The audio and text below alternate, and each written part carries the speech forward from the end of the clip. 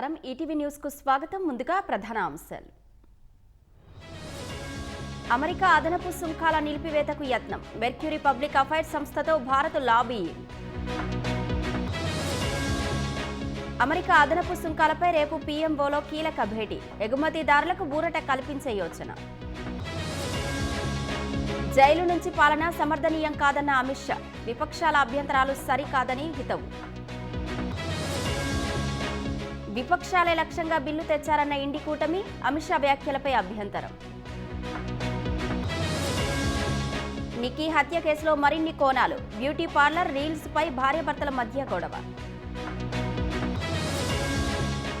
ED నుంచి తప్పించుకునేందుకు గోడ దూకిన MLA.